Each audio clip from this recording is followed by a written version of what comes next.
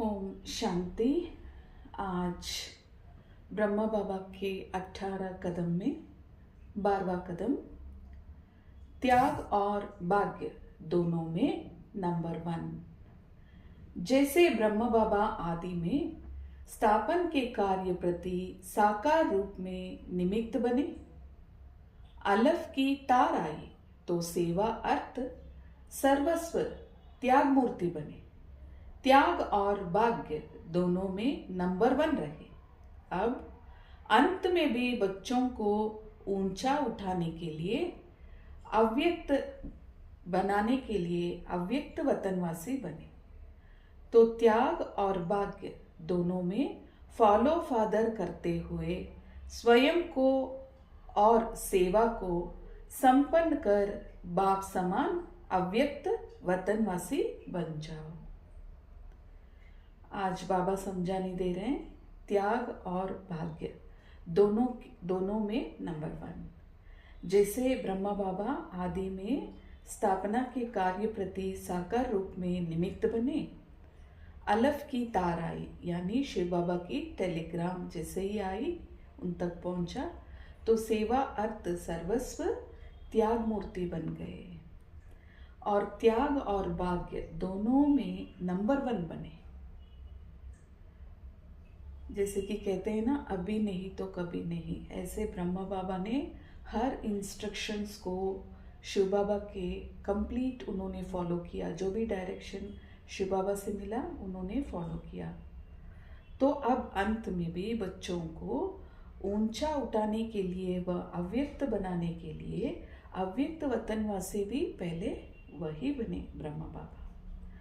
तो त्याग और भाग्य दोनों में हमें फॉलो फादर करना है। स्वयं को और सेवा को संपन्न कर बाप समान अव्यक्त वतनवासी बन जाओ। तो ब्रह्मा बाबा ने जैसे जैसे शिव बाबा का डायरेक्शन को फॉलो करते हुए अव्यक्त वतनवासी बने हैं, हमें भी ऐसे ही ब्रह्मा बाबा को फॉलो करनी है। सादगी और सद्व्यवहार। बाबा सादगी के एक उत्तम उदाहरण थे। वे एक छोटे से कमरे में रहते थे जो पुराने ढंग का था और उसकी छत टीन की चादर से बनी हुई थी। वही कमरा में उनके विश्राम का स्थान था, भोजन गृह और छोटा कार्यालय तथा बच्चों से मिलने का स्थान था। बिस्तर पर सफेद चादर बिछी हुई थी, दीवारों पर सफेद चुन्हा लगा था। कमरे में कोई विशेष सजावट नहीं थी और ना कोई बाहरी बनावट थी। उस कमरे में बैठकर सेवा मूर्त बाबा ने कितनी आत्माओं को एक नया जीवन प्रदान किया। कितनों ने वहां बैठकर प्रभु मिलन का सुख पाया और ईश्वर अर्पण होने का संकल्प लिया।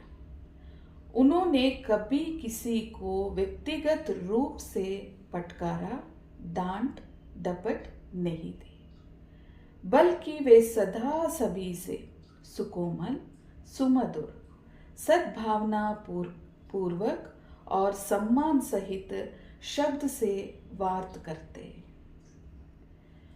उनके मीठे बोल, उनकी मीठी दृष्टि, उनकी मधुर व्यवहार, ज्ञान की मीठी बातें और उनकी मीठी मुस्कान, इसके कारण ही उनके जो निवास है उसका नाम पड़ा मधुबन तपोवन।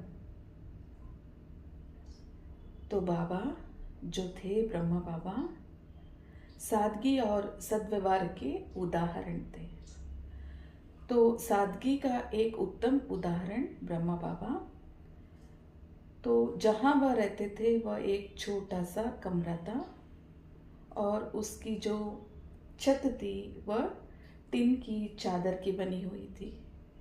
उस छोटे से कमरे में बाबा का रहने का स्थान था और भोजन बनाने का स्थान था और सबसे वहीं पर मिलते थे बच्चों के।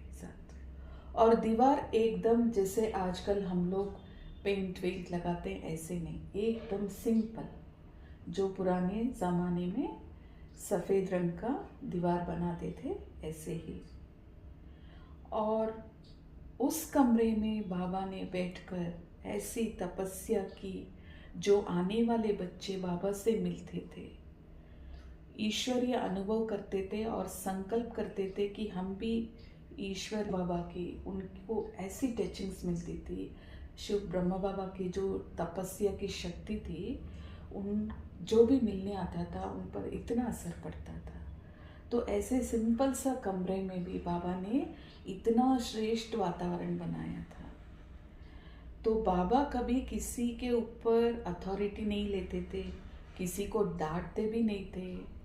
और बाबा ने इतने मधुर और इतने सुमधुर होकर बाबा ने बातें की, और उनकी जो मधुरता मिठास की उदाहरण था कि उनकी मीठी दृष्टि, उनकी मीठी बोल, उनकी मधुर व्यवहार और ज्ञान भी इतनी मीठी से, इतना मीठापन से सुनाते, और उनकी मीठी मुस्कुराहट।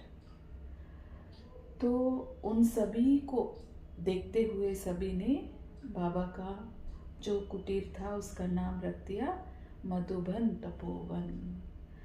तो ऐसे हमें फॉलो फादर करनी है। हम कहते हैं हम दिव्य ब्राह्मण हैं, हमने दिव्य ब्राह्मण जन्म पाया है शिव बाबा से। अभी हमें प्राप्ति मिलने वाली है 21 जन्म की। तो जैसे ब्रह्मा बाबा ने हर एक स्टेप को फॉलो किया, बाबा कहते हैं मीठे बच्चे, तो मीठे बाबा हमें मीठे बनाने के लिए आए।